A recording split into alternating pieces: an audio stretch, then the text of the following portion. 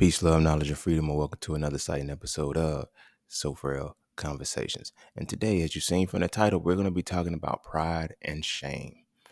And the reason why I want to talk about this is because I had a conversation with somebody, and they were telling me that, pride comes before destruction, right? So I was like, for one, I had a question. So I was like, does that mean that pride comes before your destruction or the destruction you're going to inflict on something? And they was like, what? We always internalize that pride comes before destruction, but we only think it's our destruction, right? And this is something I learned just watching Dragon Ball Z. Like Vegeta, whenever Vegeta talks about his Saiyan pride, he will whoop your ass right after that. And it's like, well, except Goku, but anybody, most people we talked about his Saiyan pride to, he'll fuck them up right after that. And it's like, well, is it that pride comes before destruction or pride leads to destruction of some sort? Which then, of course, because I study the chakras and shit like that, and I know that the solar plexus chakra, that's where pride sits. Pride and shame sit there, the opposite sides of the same coin. So I asked them, if that is the case and pride comes before destruction, then would that imply that shame comes before creation? And then they stopped and was like, And then I stopped and was like, because I didn't even anticipate it once I asked it, but then I thought about it. It's not until you accept the shame that you have and you decide you don't want it no more that you change it for your better. Like you create a new version of yourself or you create a new piece of yourself. Now, here's where that becomes dangerous because no matter where you go, you are who you are, player. You feel me? And so if you're in a space where shame is something that you like, what will you create out of shame? And then when I looked at the world, how many realities do we create out of shame because we're running from things or we're chasing things or whatever the case may be? Things that we're ashamed of can dictate how we create our lives. And that never hit me any harder than it ever had. And because it did, I said, you know what, we got to do an episode on this. And I felt also too, because of this episode, we're going to end season 10 on that note. Now, reason why we're going to end season 10 is because the sponsors are pulling money for the season. No, I sponsor my own shit, but not for real. I'm pulling for the season because I'm distracted. It ties into this episode. I'm distracted with securing and getting like all of my music stuff together so I could just kill the game this month. Well, not kill the game, but kill what I got to do this month. And it's not fair to y'all that I'm dropping inconsistent episodes. It's not fair to y'all that I'm not necessarily dropping them when I want to, but it's like I'm so tapped in that I'm not sticking to the schedule in which I was even recording them anymore. And that's not fair to y'all. And I feel like, again, is my pride going to get in the way to where I have to, I got to drop 15, 30 episodes a season, which is 15 per topic. So for a conversation and profane profanity, 15 episodes a piece, right? But it's like we're at 10 right now, so it's just I'm only 10 off, both basically. So it's short 10 episodes, but I was like, am I gonna let my pride get in the way and still say, you know what, I could juggle it all because I can, but I'm watching something suffer. I'm watching something suffer, and I don't like what I'm watching suffer because what I'm watching suffer is still important nonetheless. And if I allow my pride to get in the way, then if I allow my pride to get in the way, I'll still keep at it and I won't be giving y'all the quality that I feel I should be giving y'all because it's definitely not undivided anymore, So I decided I'm going to give y'all this last episode for season 10. I'm going to finish up everything that I got to do, and then I'll come back. It's not going to take me long. I didn't realize how fast it was going to take me. That's why I was able to shift back and forth, but I was like, I don't want to do that anymore. So that's pretty much how the season is going to end on this note, on pride and shame. And I feel like it's going to be a good episode to end on. Because we always talk about pride coming before destruction. But we always talk about pride coming before destruction, and then we also pride ourselves on not being ashamed of anything that we did, in our lives. And we need to be ashamed of certain things. And we need to have pride in certain things, which is crazy because it's why they teach us not to have too much pride, but they teach us to actually be ashamed of things. That's the same shit. That's a whole different reality, but it's the same shit. In one regard, you're telling me not to be prideful, but you're telling me to be full of shame because it's something that's going to hit you on your internal side that's going to affect your personality. If you have pride in things, you destroy, not necessarily for bad or good. Nobody ever said that. There was no magnitude for it. Just like if you have shame, you're not necessarily going to create for good or you're not going to create bad. You can also create good. You feel me? Because remember, your purpose is on the other side of your pain. But before we dive heavy into that, be sure to follow me on Instagram at _just_scene_. Be sure to check out my website at IamJustScene.com to get all things that are just seen. To all those who tip, donate, and sponsor the podcast, you are greatly appreciated. To all those who would like to tip, donate, and sponsor the podcast, you can do so by clicking the link in the description of the podcast. Not this episode, but the podcast itself. And you know the vibes. Cash App and PayPal are just fine. And see, this is really why I got to end this. Well, that's that for this, and that's this for that. We're going to take a quick break. And when we come back, we're going to dive into so frail conversations, pride and shame. And don't forget to visit IamJustScene.com. There, you can get all things Just Seen. You want to add the So Frail series to your library? Visit IamJustScene.com. You want to learn how to master the markets for serious trading and investing? Visit IamJustScene.com. You want to get your hands on some exclusive merch like tees, hoodies, coffee mugs, hats, bags? Visit IamJustScene.com. Are you thinking about transitioning into the plant-based lifestyle? Visit IamJustScene.com. You ever want to just chat with Scene about anything from simple advice to mentorship? Visit IamJustScene.com. Anything and everything that is me, you can find at IamJustScene.com. So take a quick peek into my world to see why being just seen is nothing less but always more. Because you never really know what you need until you see it, and you will never see it unless you visit IamJustScene.com. Welcome back. And without further ado, we're going to dive straight heavy into this episode. So, pride and shame, right?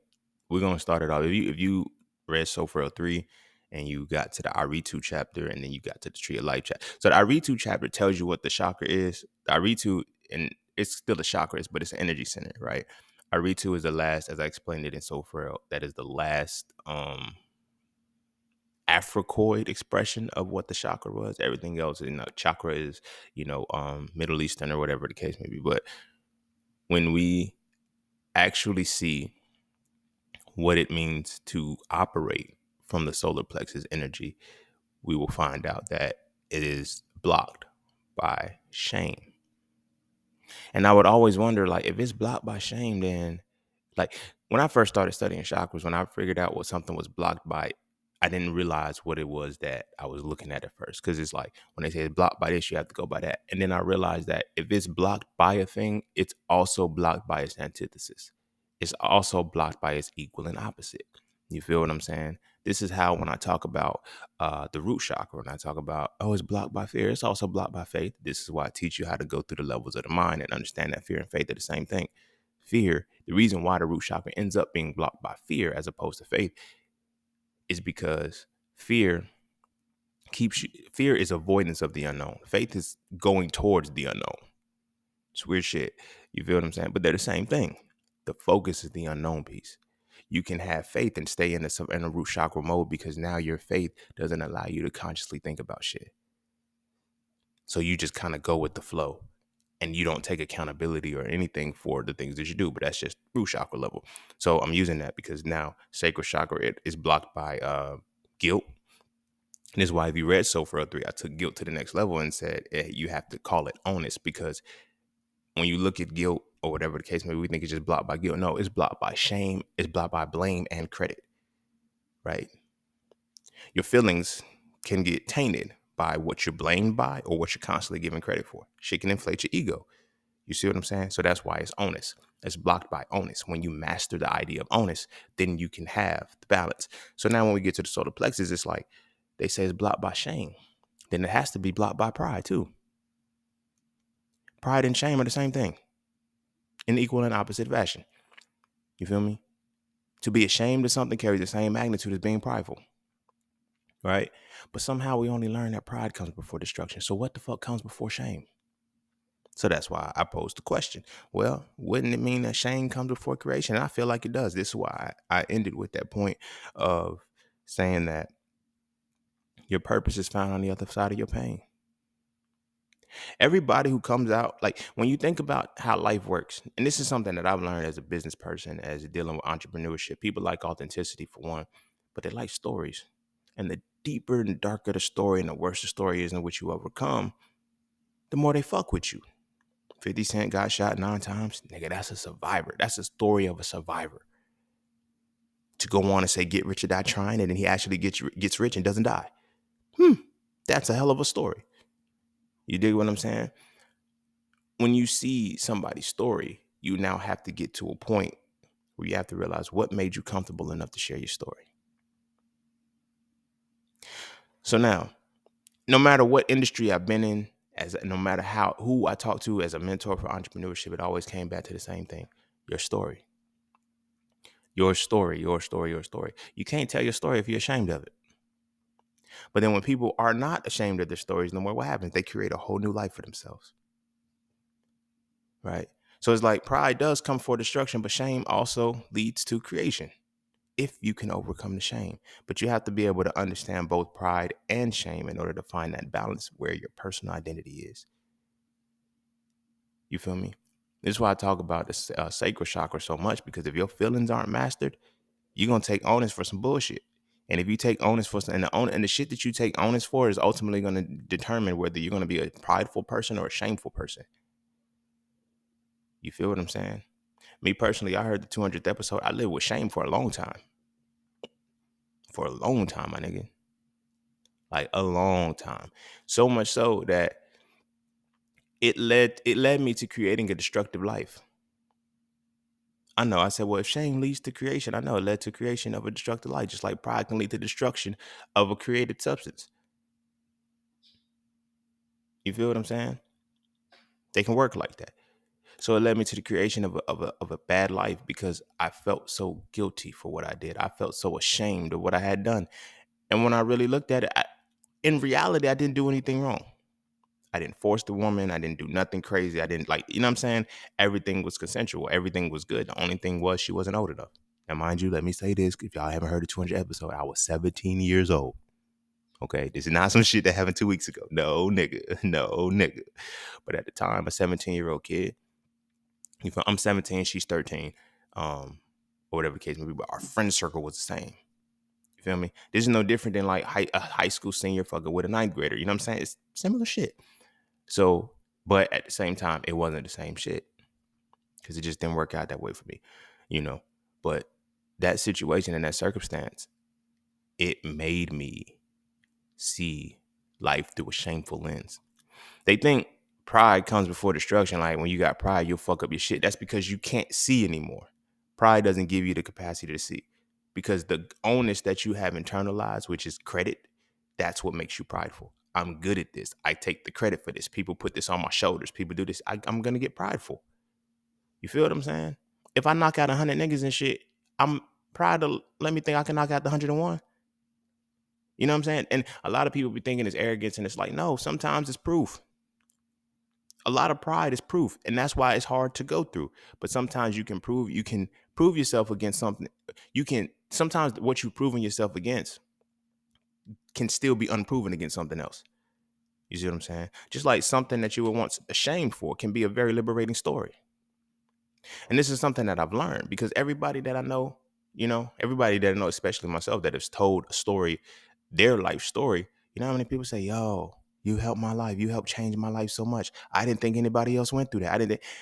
Now, here's the thing about that. And this ties into this episode. Imagine had you have never told your story and then been able to say that I was able to overcome it and what you had to do to get through it, somebody else would still internalize the shame that this is the person, the identity of who I am, and I can't change the circumstance. Like sometimes you need somebody to tell the story of what they were shamed by in order to help you get through. So when I say shame can lead to creation, this is what I'm saying. Just as equally as pride can lead to destruction, because we constantly talk about pride comes before destruction. Pride comes before the fall. The fall of what though? Because it always fuck with me. It's like, I hated, I never, at least why I kind of hated the English language until I mastered it. But it's like, how can you be proud of a child, but pride, you shouldn't be like, how can you be proud of something, but pride comes before destruction? Pride becomes before the fall. So it's like the moment you become proud of me is the fall next. In how many of us subconsciously internalize that without knowing it? Unconsciously internalize that without knowing. The moment somebody says that they were proud of us, it fucks with us. Cause now you know, oh shit, a fall is coming. You don't even know why you think a fall is coming. And I'm not saying everybody feels that way. I'm speaking from a personal perspective. I'm speaking from a perspective of people that I've spoken to who, you know, they think people have hidden agendas when they're nice to them. Why? Because pride comes before destruction. So when somebody tells you that you're good at this and they hyping you up or whatever the case may be, and you internalize, oh, they're proud of me. Oh shit. Oh shit. You consciously you're not thinking about it anymore, but subconsciously you're thinking, yo, pride comes before destruction. Pride, proud, those are the same fucking words. So how can you be proud of something, but then having pride in something is bad? Makes no sense. The reason why motherfuckers want you to feel like that is because when you take pride in something, it transitions you into a whole nother level. Because what they also don't talk about is when your personal identity is rooted in pride, you now move into the heart chakra energy of love. That's the frequency you'll be on. You'll be on a love frequency, which is the power for betterment through correction when you have pride. Okay? That's why the destruction can be the pride comes before destruction. They changed it to pride comes before the fall. The historical context was pride comes before destruction. Destruction doesn't necessarily mean destruction of yourself. It's destruction of something. You ever seen I hope she don't get mad at me for telling the story. But before I was born, my mama was a gangster. She don't like talking about it because she got back in church and shit. So my mama was a gangster, bro. She knew how to break bottles and shit. One of my aunties used to hide razor blades and afro. Like they were some gangsters, bro. They were some gangsters and shit. Right. But um she was telling me a story one time about a lady saying she was gonna do something to my older brother. He was like 5 or some shit. She was gonna hit him in the head with a brick. My mama dusted the lady off. She went down there and beat her motherfucking ass. That was pride. Because pride ultimately leads to love, the power for betterment through correction. One thing I heard my mama say countless times throughout my life: do not fuck with my kids. She ain't say fuck because, well, she was, but by the time I was born, she won't cussing no more. My mom won't cussing. She won't smoking. She won't drinking. She won't do nothing by the time I was born. So I was like, I seen the side that the other siblings don't. You know what I'm saying? I'm like, mom wasn't never. I had to listen to the story. Like, you was rolling like that. And then my sisters and brother, like, yeah, man, she beat that lady up for saying, what? You know what I'm saying? I was like, yeah, she was, hey, and this is what she said, hey, don't mess with my children. She meant that. I ain't gonna say she meant that. She means that. You feel me? To this day, do not mess with her babies. We grown as fuck. I'm the youngest and I'm grown, and we do not mess with her children. But there's pride in that. So when I ask, and I watch anybody else who really loves their motherfucking kids, I seen this picture. This was such a fucking beautiful picture. It was crazy because 2 cheetahs were attacking a gazelle, and the gazelle was just standing there, and I couldn't like, damn, this is a gangsta ass gazelle. And I'm just looking at it. It's looking straight into the camera. But then in the camera shot, it was taken by a photographer who just happened to be there. And as I'm looking at the shot, I'm reading the caption of what happened. The photographer was like, they broke down crying because that was a mother, and she stood there so her babies can get away. Stood there and let the cheetahs eat her so the babies can get away. So that's another instance of pride now that destruction was at her own, for her own detriment. The example of my mother was for the betterment. But what is the destruction? Is that, and I gotta ask, is that really destruction if our kids were able to? You feel what I'm saying? So I had to ask myself, like, what is pride for real? And if shame is off the other side of that, you know what I mean? What is it? So when you internalize shame, that leads you to do hateful shit. And we know that hate is the opposite of love. It's the power for incorrection. It's the power for detriment through incorrection. We know incorrection ain't a word. We're just keeping things balanced. You know what I mean? You're for the detriment of some shit. That's what hate is. It's for the detriment. Doesn't make anything better. So now when you have shame, you create detrimental shit. You feel me? And that's what always fuck with me, because it's like, I've never met a motherfucker who had pride in some shit that didn't build anything beautiful. I've never met a motherfucker who was ashamed of themselves who could create anything beautiful. It's like, yeah, it's like Eeyore. Niggas with shame are like Eeyore, bruh. It's just like, I don't know what and It's a form of creation. You create the life that you want. So flashbacking it in, when I had internalized shame, that fucked with my life for 8 years, from 17 to 25. No, I say 20, well, 24, 25, because that's when I started studying spirituality. That's when I started meditating. That's when I started learning the real shit, not this bullshit of just pray and it'll go away. It don't. Trust me, it don't. This is not, I'm not saying prayer don't work. I'm saying prayer works for a reason. You have to know the reason why prayer works. A lot of motherfuckers just need to just talk to something. No, prayer is intentional speech. It is divine utterance, but speech has to come from an intentional place. Motherfuckers just be talking of telling what they want, right? That's the thing. They tell about what they want. They don't speak what they have to do. That's what a prayer is. Hear me well. This is why faith without works is dead. This is why you can't pray without doing the action, because prayer is the acknowledge that this is what I have to do. And then the works is what you do. Everybody says, here's what I need. This is what I want. That's why prayer is so bullshit, because they don't pray right. You feel me? But anywho, in that time, 8 years, when I actually learned the spirituality, I realized that I was ashamed of myself for 8 years. And I created the exact life out of shame. The heartbreak that I was in at first, I'm like, oh, this is karma for the hoes that I had fucked up. And it might have been. It might have been. I ain't even mad at that. But I got into that situation out of shame. I felt I deserved a person with that type of energy. I didn't even know what type of energy I was putting out at the time. And I was putting out shameful energy. And I met a motherfucker who was ashamed of themselves. And this is not to be me disrespecting her or no shit like that. But from the shit that she had experienced in life, she was ashamed of herself, as was I. That was our mirror. And literally, when I put it on paper, it's like we went through our situations around the same time. Because she was, no. When was mine? Was it senior year? Yep, it was first semester of my senior year in high school. That would have been her. No, I think her situation happened her second semester in no her second semester of her first year in college. So literally around the same time we go through something that brings shame to ourselves. And it's not just to us, it's to the people around us. And the people around us remind us that they're ashamed of what we did. Not like vocally and like they're beating us down and no shit like that. But once you see what your actions do to a motherfucker, you can never shake that feeling again. I'd never seen my mother cry a day in my life. And this person, she never seen her father cry a day in her life. But when her father, that's a different story. So that's two person. That's her business. So that's a different story. So we both ended up meeting each other on some shameful shit. We created a relationship out of shame. I'm gonna let y'all sit with that for a second. Her and I created a relationship out of shame. I never realized that before.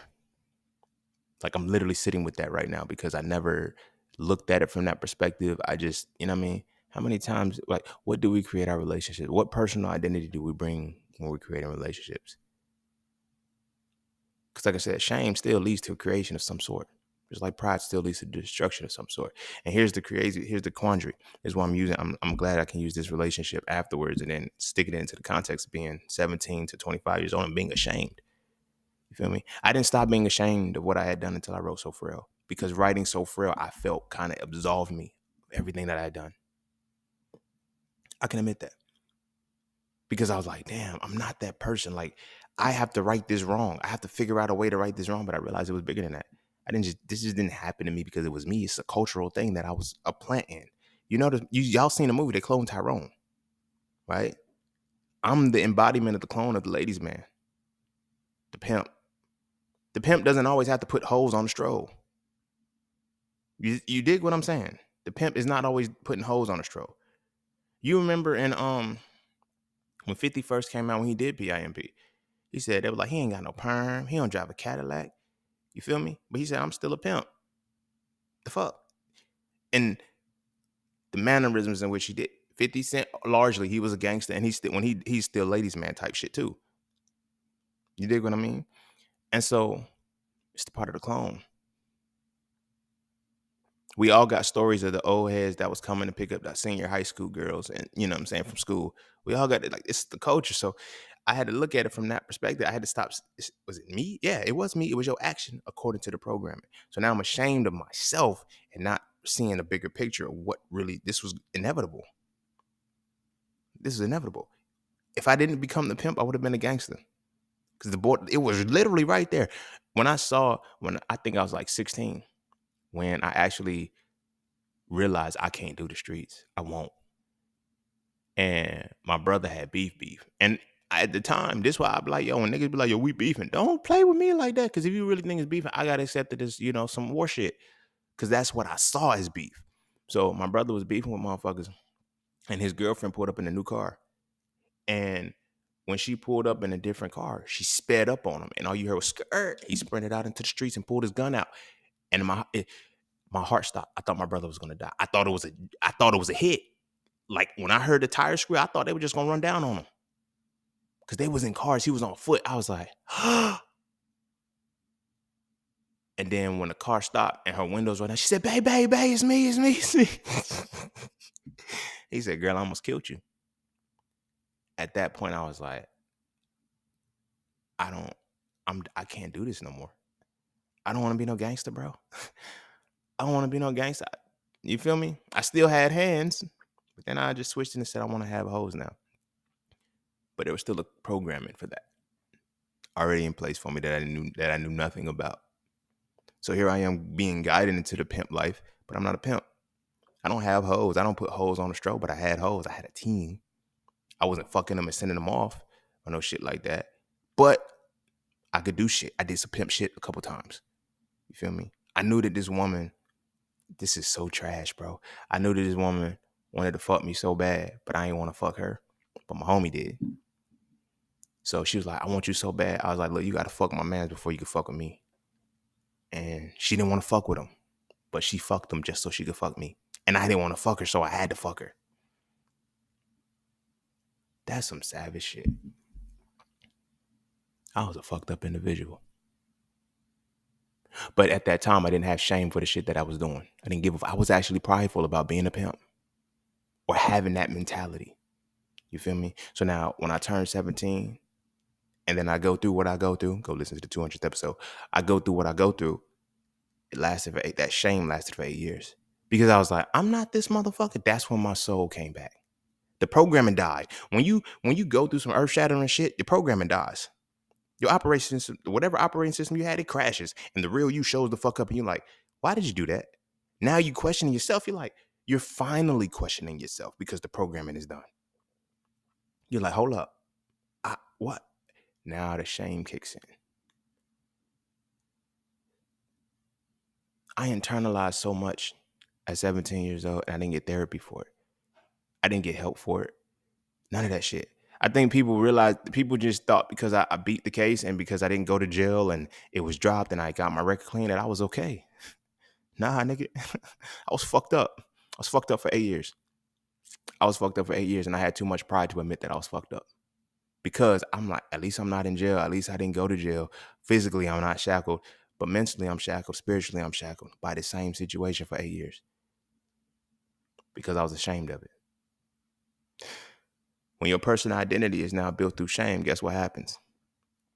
You don't operate through love. You operate out of hate. Now, again, people be thinking hatred is hateful. It's like, it's so dark. And it's not. It's simply the power for detriment through incorrection. Self-sabotage is hatred, but you can only hate yourself when you're ashamed of what you do. That's why you self-sabotage. Nobody talks about that part of self-sabotage. They be like, get out of your head. Why are you in your head? Because you're ashamed of yourself. So you're now going to feel anything that you do deserves this particular thing. The woman that I was with, I knew I should not have been with her. I didn't like her mouth. I didn't like, not the head. I didn't like her mouth and talking. It's guy talk. So I could talk like that now. I didn't like the way she spoke to me. I didn't like the way she, you know what I'm saying? One time she disrespected me in public. When I say she disrespected me so bad in public, bro, it was so bad, but I was ashamed of myself and I took it. Let me tell you what happened. I'm sitting down chilling or whatever the case may be. Not well, we all out. It's like nighttime or some shit. Class is over. We chilling outside. It's like the beginning of the semester, so we chilling and shit. And she give a dude her number in front of me. You feel me? As a man, you know what another man is stepping on your toes. So as she gets closer to me, he's like, "All right, I got you locked in. I'm gonna call you later." And I look and I'm like, "So you just gonna get a nigga number in front of me?" And you know what response I got? All these bitches that be looking, I said, "I've never disrespected you to get a nigga's number, a woman's number, or take a number in front of you. You did it in front of me. You didn't care." But I was ashamed of myself. I thought I deserved it. For a long time, a lot of the shit that kept happening, I was like, well, it's because I was a hoe. I was fucking these bitches over and I was doing all that. I'm gonna tell you, honey, this episode is gonna reveal why you always hear me say karma stops when you want it to. Now, there's deeper points to it. It ain't just, I turn karma off. Nah, karma stops when you stop being ashamed of yourself. Karma stops when you understand the difference between shame and pride. Karma stops when you get your personality, your personal identity in check by overcoming the binds of pride and shame. It wasn't until I was 25 years old where I said I wasn't going to be ashamed of that shit anymore. My life changed. But karma stopped. All that, you know what I'm saying? You're going to keep running into these type of, no. I had to realize I wasn't running into those. I kept running into those type of women because I put myself in that position to be attracted to those type of women because I was ashamed of myself. That's a crazy thing to know because now if you're listening to this and we cross paths and we may have talked at that time, now this is between 17 years old and 25 years old. Any of y'all after that, I'm not talking about y'all. Whatever happened was supposed to happen. But from 17 to 25, all of those experiences was out of me having shame for myself.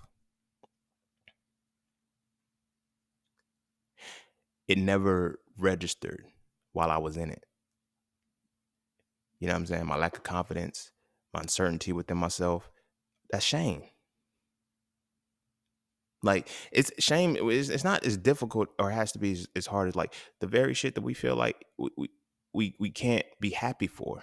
Like when we feel miserable and sad, that's shame, homie. So for 8 years, I was ashamed of myself, but I carried myself as if I wasn't. This is why when I graduated from undergrad, I didn't give a fuck. Like one of my advisors was like, "Why don't I have an invite to your?" Because I was like, "Because you work here. You just come to the graduation. What am I gonna give you an invite for?" She said, "No, that's not the point, Racine. The point is, this is an accomplishment for you." And I was like, honestly, I don't feel like this is an accomplishment. I didn't know why. I kept trying to rationalize it as it's not an accomplishment for me because, I still got to get a master's. I still got to go to med school. I said, this is just the foundational piece.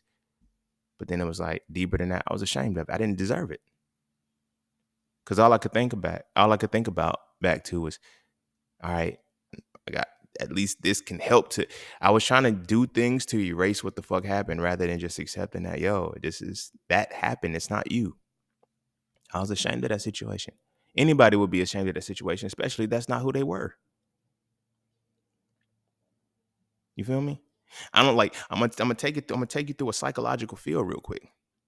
You feel me? Start off under the premise that the whole thing was like. I'm gonna tell you where it shut me down. I'm gonna tell you where my whole mind just went blank. And at this point, I couldn't think. It was hard to think. When I was 17. Like the moment it happened, like her mom asked me or whatever the case may be. The girl's mama came up to me and was like, "You had sex with my daughter?" I was like, "Yeah." She was like, "You just said it like you just bold with it. You just don't care." I'm like, "Fuck, I'm alive for." Like, I gotta tell the truth. Like, you know what I'm saying? Because I didn't know what I was admitting to. I was being honest, but I didn't know what I was admitting to. I didn't know that the story was that I had raped this girl. Not that I just had sex with her. It was like, nah, you raped her, bro. Whoa. So as the docket comes down, when you first get this shit, and now they're telling you you're being charged for raping somebody, it gets wild. You fuck it up. You like, I didn't. Now you running through. Did I rape her, bro? Oh shit, did I? Fuck. And now you questioning yourself is like, was that rape? I didn't. What? It's fucking with you. Now, as I said, from that perspective, when they introduced the point of, well, she was mentally retarded. She wasn't mentally retarded, y'all. They put that the officer, racist officer, and I knew he was racist from the time. I knew he was racist because when he gave me my mugshot, he was like, "You're not gonna smile." But this was the same cop that wrote the report, and in writing the report, he wrote that she was mentally retarded. It wasn't until we sat down in front of the family and everything, and she was like, "My daughter ain't mentally retarded. Where'd that come from?" He said, "This is what the officer said," and I was like, "Wow." Things started to feel a little better because I was like, something's fucking with me, but then it was just like it didn't help to go from, what I'm saying, mentally, what is not even mentally, spiritually, what is this doing to you as a person? To know that what you thought was something innocent has turned into something different. And it's like, all I did was tell the truth for what I had did because I didn't know that what I did was, I was like, I didn't do anything wrong. Did I? Now once I asked, did I? That's when shit changed because when the charges started coming, I started fucking up. And then by the time of the court case was done, so it goes from it started off as rape of a mentally challenged person. I didn't even know that was a crime. Like there's how real quick, I gotta say this. I just gotta say this because this is how they operate. Like, how many times does this have to happen for it to become a law where motherfuckers is raping mentally challenged people? So I'm like, wait, that's an actual law y'all have. And that's what he wrote it up as. This young lady was not mentally retarded. She wasn't. So it goes from that. And then once we go through the court systems and we're actually going through the case, like, no, that's not what happened. Because the mother's like, she's not mentally retarded. So they took the mentally retarded off. And then it was just, rape. And then as the truth started coming out, she was like, yeah, I knew I wasn't supposed to be over there. And he was like, yeah. When the lawyer pressed her, she said, okay, it was consensual. And it was just, she said what she said because she was scared. I was like, I get you. I get you. Again, shame will make you do some shit. Shame will make you do some shit. Everybody was like, yo, she was foul. She was ashamed. She was ashamed of what happened to her. In that moment, she's leaving out and everybody's laughing at her. Now, mind you, again, you got to listen to the 200th episode, but nothing extreme happened. It was just, as soon as I put the head in and then she started bleeding. So I don't know if I dehymenated her or what, but she just started bleeding, but it was a lot of blood. And from that perspective, when she walked out, everybody's laughing at her. Yo, nigga, you killed her and shit. Shame. Shame is a motherfucker. So now when, her mom has to ask her about it, she wasn't even supposed to be outside playing. She's not even supposed to be fucking and having sex. And I wasn't even the first nigga to hit. That's why I was a little upset. But in that, she still experienced shame. And that's what it translated into. People think pride comes before destruction. Shame leads to creation of something. You know what I'm saying? Her shame translated to me being ashamed, growing to be ashamed of myself. But we were in a situation that neither one of us knew anything about shame prior. You feel what I'm saying? So it goes from that after my lawyer screens or whatever. I'm so glad I had a lawyer because they would have fucked me up if I didn't. But took the part about, and then it just stuck as rape. He pinned her more and it was like, oh no, it wasn't. It was all consensual. Then it became the challenge. Her mom, we got to do something. Let's go for statutory then. Statutory was the only thing. North Carolina law, statutory is 4 years. She was 17. I was 17. She was 13. But we were 3 years and 9 months apart. I was like, oh my goodness. But I still went out of court. They just kept reducing the charge because each charge that they led, I kept beating. It was just like, oh no, okay. So the final charge that they got was contributing to delinquency. The fuck does that mean? You feel me? And I just went on ahead and said, fuck it. My lawyer said it was good. He said, yeah, we'll do this. We'll get you some community service, take it off. But I was like, I didn't do anything. If I couldn't get like y'all really just put me in the system for nothing. But again, my ignorance and just wanting to be out of it, didn't know it. So he was like, you can get your record expunged. So I eventually got my record expunged. Mind you, I'm 17 years old while this is happening. 17 years old, I thought this happened.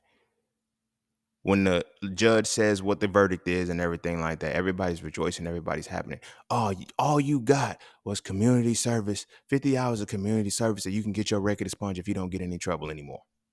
Well, damn, he never got in trouble up to this point. This was the only time. And it's like, shit, y'all, I beat the case, but it didn't go anywhere.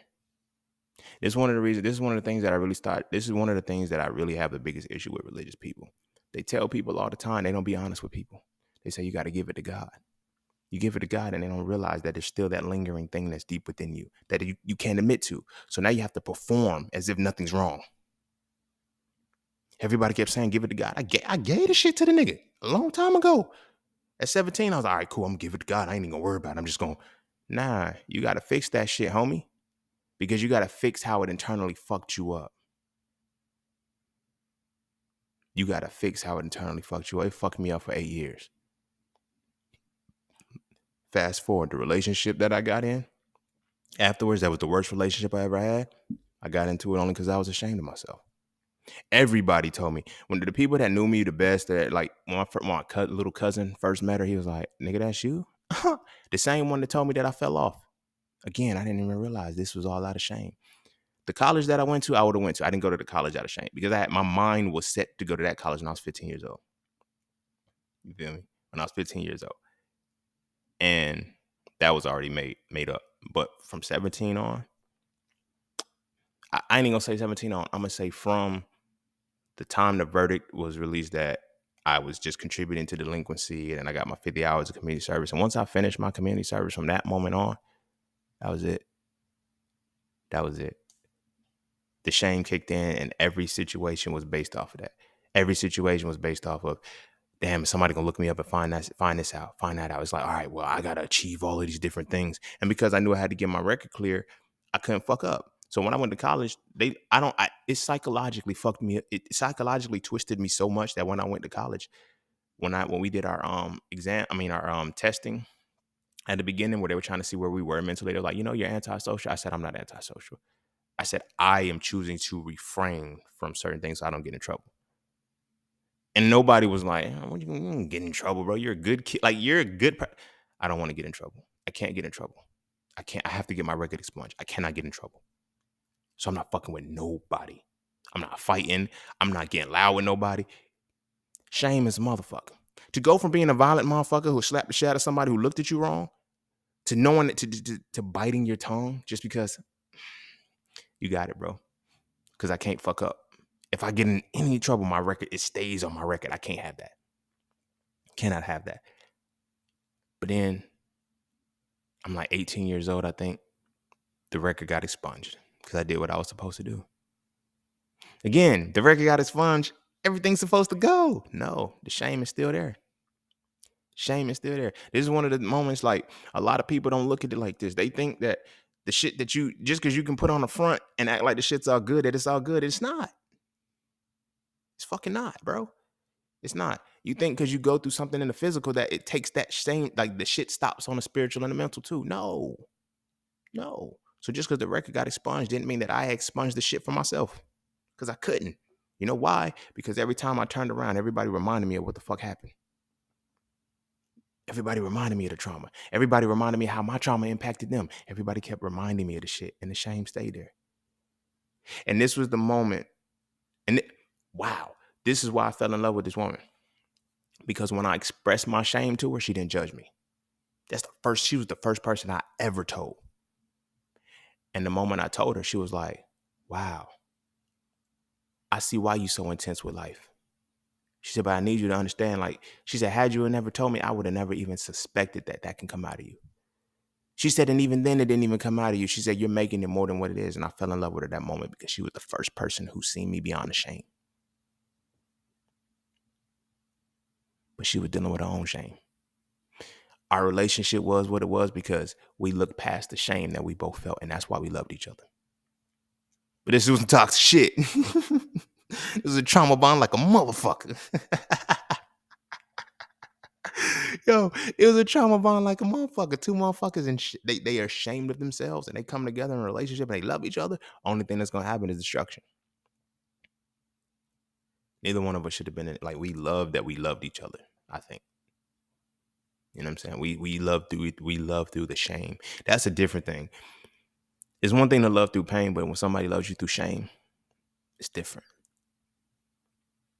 But then it's like you always wonder when they're gonna actually see the shame and use it against you. And that's not your fault. And you can't expect to see the same you can't expect to see the shame or show it because you think your shame is always on display, and it ain't. I heard Jay say a quote, and it was very powerful.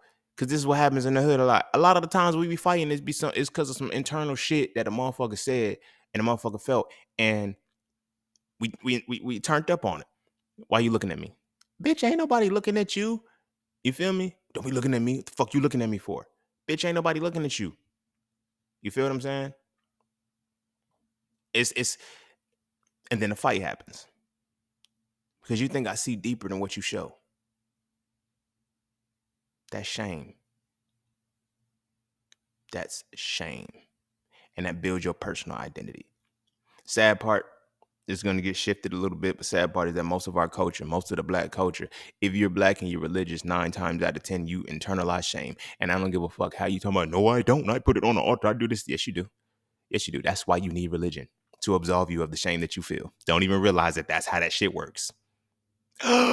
Mind blown. Think about the people that's in church, that's heavily in church. Listen to their stories. They tell the most shameful story and they say, but God. Is it really but God, or did you run away from the shame because you still didn't heal it? Because you still going through the same shit, and now you live a life of fear. Now you live a life of a sedentary life. You're just waiting to die because of shame. I know this is a hell of a finale. This is a hell of a finale, but this is real. These are things that I had to go through and learn. I can't just teach y'all about the chakras and overcoming it without telling you the experience that I had to overcome that led me to understanding this shit. You feel what I'm saying? I was of the heaviest religion. When people ask me how I know it so much, because of shame. I was so ashamed that I kept reading and I kept studying and I kept going into it. I said, they're teaching me if I get back into it, it'll erase. It never fucking left. I studied this shit for the whole 7-year time. It's crazy. I studied it for 7 years. So from 18 to 25, I was studying the Bible. From 17 to 25, I carried my shame.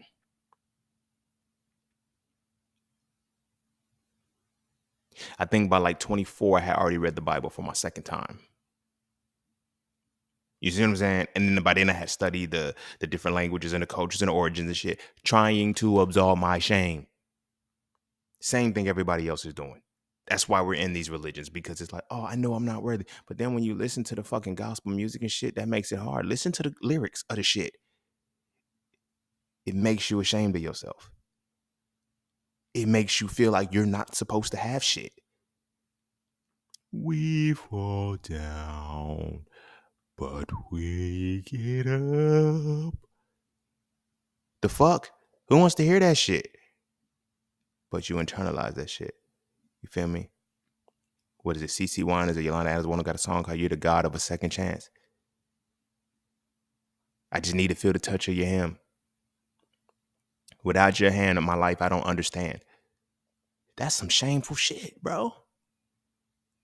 That's crazy. So again, I'm studying this religion heavy. It's like when I actually left, the motherfucking niggas was like, if you like, y'all don't understand how deep I tried to stay in this bitch. It wasn't working for me.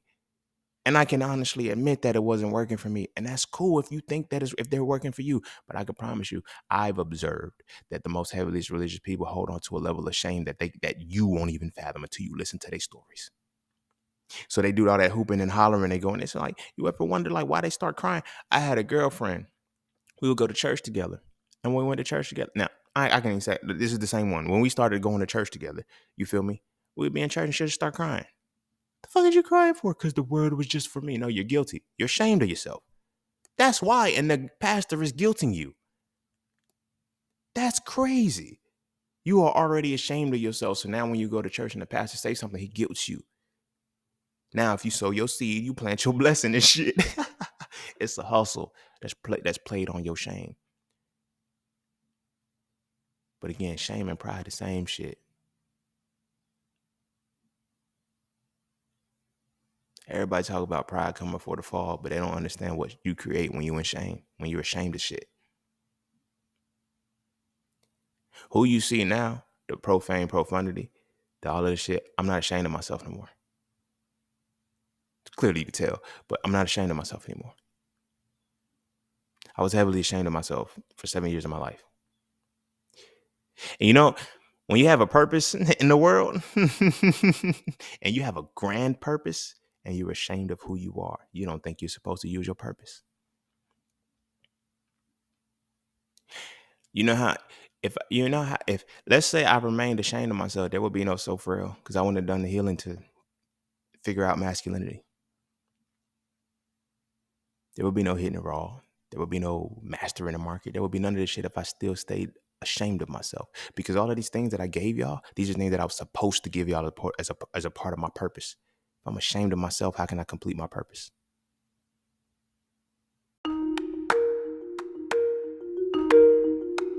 Hey, bro, for real though, at some point we gotta stop talking to women about masculinity and start talking to each other about it.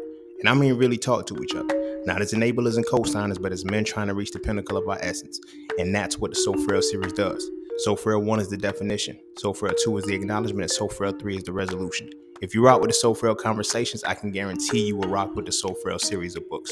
So visit IamJustSeeing.com right now so you can add the series to your library. I promise you will never look at masculinity the same again, and you're going to stop wasting your time arguing with women about it. This is a conversation that men need to have between men, and it's time we start having this conversation now.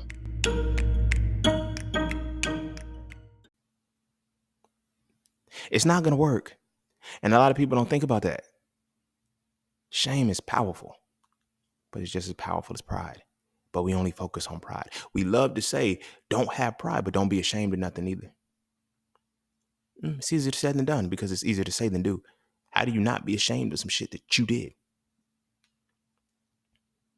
It's one thing that, and this is something that I've learned about is unapologetic word. People are like, I'm unapologetically this. When you're unapologetic, that means you do shit that doesn't need apology. It's not that you refuse to apologize. Being unapologetically black means that I'm black without the need to apologize. Like, not that I refuse to apologize for being black. I don't give a fuck how you feel about me being black. You feel me? I don't live a life that I don't live the blackness that I feel needs to be apologized for. So when niggas do shit on the internet and they be like, yo, they just set us, no, they set y'all and themselves back 400 years, bitch. I'm going forward 400. That ain't got shit to do with me. Your situation, and this is another thing that they group us in. When one of us do something, they make us all feel the shame of it. That's a motherfucker. You know how much you want to dissociate yourself from your people because your people bring shame to you and they don't really bring shame to you, but somebody made you feel shame for your people. When your people are and then they'll steal the very shit that they make you feel ashamed of. Ain't that a bitch? That's some cold gangster shit. They'll make you feel ashamed for being ghetto, for being loud, for being bright, for being vibrant, for being all of these different things. And then they'll steal the shit and give it to a Kardashian. The very shit they shame you for, they take and use. Psychologically, that's psychological warfare. That's a whole different level of psychological warfare. To shame you for something that I'm going to take. This is how they devalue our communities. This is how gentrification works. Gentrification only works because you can make the people feel shame for themselves. Ain't nobody gonna buy the hood. I'm ashamed of the hood because it's dilapidated. It's broken down. Not that it's a quick buy. It's the best buy. I'm out of the hood. I'm ashamed of the hood, so I'm gonna leave it and go to the suburbs. Y'all, I'm gonna tell you what look. This is how the market works. This is how the housing market works. It's based off of the black people movement. You feel me? You always hear shit. Afro Man got a song. He's like, he was rolling through the white land. The houses went up for sale. You ever notice like during integration shit, when every time a black person moved into a place, the white people moved out and shit? Why? That's right there started to show the black people that live there that these communities we're not supposed to be in, for one. But then over time, I have to get away from my people because everybody wants to get away from me. I'm not one of the bad ones. But now because I affiliate, now it's like, okay, we move into the suburbs. Okay. They move into the hood and change it to the suburbs. We never thought that we can do that because the shame in the community of who we are, we get cloned into pimps, hoes, and gangsters. We don't think we're supposed to do that. You don't realize that the pimps, hoes, and the gangsters are the ones who devalue the communities, make them dilapidated. You feel what I'm saying? The shame of the culture is what allows gentrification to be possible. You ashamed of the shit. Everybody wants to be a part of it, but nobody wants to be a part of it. When it's time for the music, oh, the Migos, hood, this and that, but nobody wants to be hood. When it's time to turn up to the trap music, but nobody's trapping. Y'all niggas ain't selling drugs. You shouldn't be listening to fucking trap music. You feel me? I had a like, this is a tangent, but I had a person once say to me, because I was listening to a gospel song and shit. They was like, but you don't believe in God, so you shouldn't even be listening to gospel. I said, do you sell drugs? No. Then why the fuck do you listen to trap music? Because I like the beat. All right, shut the fuck up and let me enjoy the beat. Kurt Franklin got some fucking bangers. Nigga. Kurt Franklin don't miss. Revolution, Melodies from Heaven, fucking Silver and Gold. He got hits. I Like Me, like he got some bangers. Smile, like, you feel me? So we gonna look. You don't sell drugs. I don't go to church. The fuck, it's music, right? But again, you see how in that moment somebody try to make me feel ashamed of some shit because I'm not affiliated. You see now. You see how shame works. It don't got to be big. It can be. It can. I happen to be experienced one of the most an extensive amount of shame, but it doesn't have to be big for it to start. Motherfucker could try to guilt you into saying, "Hey, you shouldn't be doing this." Fuck you. Worry about yourself. With your bitch ass. Fuck out my face. You feel me? So as I was saying, so the person is asking me, how can you, do you sell drugs? Have you ever sold a drug? Do you know how to cook crack? You ever been on the block? You know the prices? Like, you ever bought a key? Like, what did you, like, no. But what I got to do with it? So you can listen to trap music and not sell drugs, but I can't listen to gospel music and not be affiliated with gospel. See how stupid you sound? But again, I'm going to show how that ties into shame too, because shame creates alignment. We align with people who have shame too, or experience certain shames that we have, and now we're friends. We're not really friends. We're friends because we can't tell on each other. I got your secrets, you got mine. I know this about to get dark, because how many friendships have you seen where motherfuckers are like, yo, you know my secrets, don't expose me? You know how many motherfuckers are waiting to expose you? That's why I went on and exposed it all. You can't shame me with what I'm not ashamed of no more, nigga. I done went through the hardest trenches and shit. Ain't no shame in my motherfucking game. And I understand what that phrase meant. Because before, you got to understand, you got to get through the shame first to know what it means. It ain't no shame in your game. It's a lot of shame in a lot of motherfuckers' games. The sole fact that you can be triggered by the smallest shit shows that there's a lot of shame within you. People don't understand where triggering comes from. Oh, my emotions were triggered. No, your shame was hit. That's why it hit you so hard. That's why it hit you so hard. That's why it's like when a motherfucker make a statement, the first thing you go to is the thing that you're ashamed of, the thing that's on your mind the most, because you don't think you got it. You're not quite there yet. Call a nigga broke, he gonna get mad. You know, I got money. Okay. I had a conversation with a motherfucker, and he's like, yo, he was like, yo, why don't you? I was like, cause I don't. I think it was something about the price of hitting a master in the market or some shit like that. He's like, why you don't sell it? He said, why you sell it for so much? Because it's not a lot.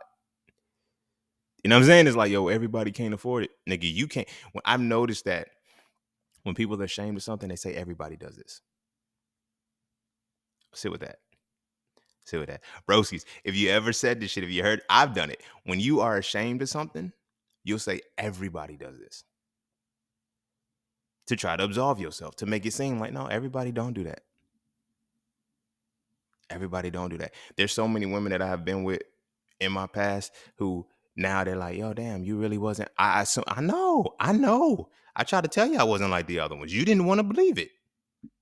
You didn't want to believe it. Shame wouldn't let you believe it. You feel me? But when you are in that space and you're like, everybody do this. So when, women were like, oh, niggas, I don't. And then it wasn't until after the fact, it was like, yo, you really wasn't like that. I tried to tell you. But that's how you have to group it. That's what shame will make you do. Rather than, and the reason why I'm using the women, because rather than admitting that, yo, I had been choosing wrong niggas the whole time, I'm just going to say all of these motherfuckers are like this. Not that I'm attracted to some fucked up shit.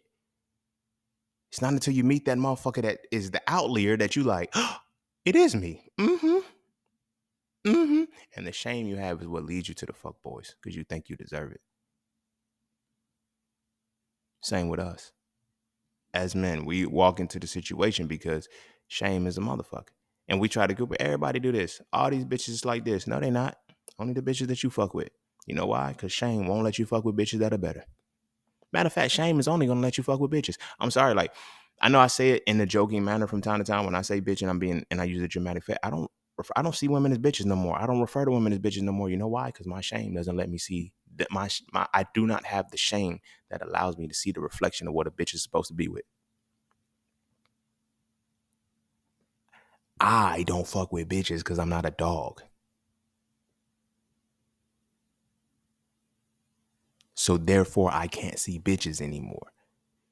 You see what I'm saying? And a lot of us wonder why, like, we like to laugh and comedy is so heavy because shame is a motherfucker, bro. When your personal identity is rooted in shame without you knowing it or not, you have to seek pleasure. People be like, yo, you have an addictive nature. No, you're shameful. You're ashamed of yourself. That's it. You were made to feel it, to be ashamed of yourself since you was a kid. And now you do drugs to escape the shame that you can't get away from. It's crazy. It's crazy. It never happened to me, but you hear stories of, single mothers, shitting on their sons because, oh, you just like your daddy. You shaming him. And now when he grows up to be the homosexual who doesn't even want to be a man, how you gonna be mad at that? How you gonna be like, oh, I was born gay? You probably were shamed into it. I got a little cousin, right? I got a little cousin. I mean, well, he's not a little cousin no more. He's my younger cousin. He's probably like 2 or 3 younger than me. But all our lives, we called him gay. Since he was like 4 or 5, you little faggot, you little this, that, and third, we called him gay. And he always wanted to sit up under his mama. We shamed him for his interpersonal intelligence. This is why I mentioned this in So Frail. The shit that I be talking about, y'all, it's not just me pulling, it's everything that I've observed. I'm dope with this shit, bro. It's a gift. But again, a gift I would have never been able to exhibit had I still be ashamed of myself. Because I figure I'm not worthy of this shit. If I stayed in a religion, none of this shit would have never manifested itself because I would have never been able to overcome the shame. To teach niggas how to get over this shit. It's motherfuckers right now making life decisions because they're ashamed of themselves. And they've been ashamed for so long that they haven't even processed the fact that every decision that I made in my life is out of that. Well, why does my life work in shambles? Because you're ashamed of yourself. I had a friend when we first met. I don't even think she realized how her interaction with me changed her over time. But when I say she was cynical, when I say she didn't think she could do shit, and I realized I thought it was just pessimistic. She was ashamed of herself. And then when she tells me her story, her backstory of, how she grew up and, oh, you were made to be ashamed of yourself. Wow, I'm sorry for that. But I seen beyond her shame as a friend. And because I seen beyond her shame, it let her see beyond her shame and she transformed herself. We started off in college together. You feel me? But she didn't finish. She left or wherever, started working, whatever the case may be. And when we spun the block and we started being friends, when we first went to college, we was in the same cheer program. And cheer was this little head start program, whatever. They gave us $1,000 and shit. And you can get a head start on your GPA. Because of cheer, I went to college with a 4.0. What the fuck? Like, oh, you giving us a chance to get our GPA right? My nigga, okay. So we was in cheer together, but we never met. It wasn't until I came back from med school that we actually linked and, you know what I'm saying? We started being friends. We started vibing and shit. And from there, she's like, yeah, I never finished the undergrad. It just what it was. And like meeting me, wow. I'm gonna finish the story and I'm gonna tell what that wow was. So in meeting me, she was able to see beyond that. She went back to school, finished. Not only that, at one point she didn't even think she can get an undergrad degree. She didn't think it was for her. This motherfucker done went on to, and I'm saying motherfucker is like one of my best friends, but this motherfucker done went on and got her degree. I think she got another master's right after that and shit. And like, yo, she's doing it. She hits me up periodically and be like, she'd be like, bro, I appreciate you so much. And sometimes that's all people need to see is that you can see beyond their shame. That's something that people always ask. Like, and the reason why I said wow, and it's like because I met a lot of people who say I changed their life, and I realized I didn't change their life. I help you see beyond the shame. I allowed, like we can call it inner child being free or whatever the case may be. You allow a person shame to show, and you don't judge them, and that allows them to see that there isn't anything to be ashamed about. These are occurrences of life, or this was an occurrence of my life. You know how many of our women, are ashamed of themselves? Social media is showing you right motherfucking now. Social media is showing you right now. I need a 6-figure man. Why? Because anything below that, I have to be ashamed of. Because I am ashamed of my current situation. Most of the motherfuckers that got a podcast is talking shit right now that's giving advice. They're giving you advice from an ashamed motherfucker. Nobody has universal red flags, people. You can't have universal red flags if you are indeed an individual. Because again, the shit that bothers this motherfucker, it don't bother me. And the shit that bothers me probably won't bother this motherfucker. I'm like, why you think that's so serious? Like, you see people getting mad at him, like, there's no need for, yes, there's every reason for me to get that serious, because you don't know what I'm ashamed of with your bitch ass. Why are you yelling? You don't have to get, and so Frail too, I mentioned a very, very, very, very, very important situation. There was and so Frail too, I ain't really mentioned the situation. I made a example of how a mother can tell her son or whatever, her son, go do something productive with your son. And if he's not right within himself as a parent, he's going to feel like, I do shit productive. He's going to snap and be like, and now the person is on one side thinking, yo, I didn't even come at you like that. Rather than having the empathy to say, yo, why are you snapping like this? Because now you will realize, oh, you hit my shame, because I already feel inadequate as a person. I already know that I fucked up in life, and now I'm playing catch up, and I have a child that I now have to take care of. Shame is a motherfucker. You hit where I'm shamed at. So I was triggered and I responded. That's what people don't realize about their triggers. If you still getting triggered, you still ashamed of the shit.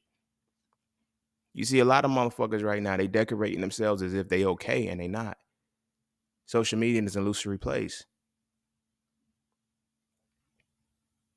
This is why I could just do my jam sessions and shit now, but social media is an illusory place, and a lot of the people that are there, they're playing as if they're okay. A lot of them are ashamed of themselves. A lot of these people that have amassed a whole bunch of followers are ashamed of themselves. Hey, I ain't even gonna hold you, bro. There's a lot of changes going on in social media right now, especially in the black community. A lot of motherfuckers scammed a lot of people. And they completely just moved on. How do you wrong somebody and not feel shame about it? You say it's business. It's the nature of the business. I have a morality about myself. Shout out to Ancient Egyptian Economics. If you've never read that book, I encourage you to read that book, Ancient Egyptian Economics. It changes how you do business. It makes sure you only do right business, bro. Like, I can't absolve myself as something that's just business. I remember when I had a one-on-one. I always tell the story like she was my worst student, but me personally, I would have been ashamed of myself knowing that I was supposed to teach her and I didn't teach her, and she didn't walk away taught. Now, when some people, oh, that's just the nature of the business. Now, there were so many other factors that played into that.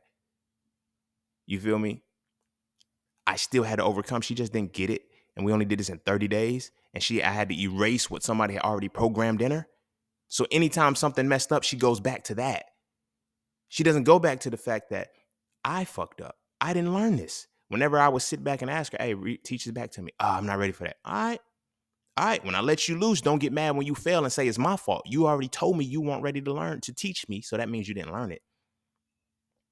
You see what I'm saying? I'm not going to shame you for that. And I realized that that's something that, was who I was. So that student, she showed me that, for one, everybody can't be taught the same way. But after that, I spun the block and I was like, here, we're going to make sure everything right. I gave her a whole, because I knew that what she needed. She didn't want to read it. She just wanted to be able to go into the markets and follow a system. That's not how I was planning to teach it, but I didn't know that everybody didn't want to learn it that way. So now it could have been, fuck you. Like, you can kiss my ass. I did what I was supposed to do. You got the course. You're not doing your work. It could have been that.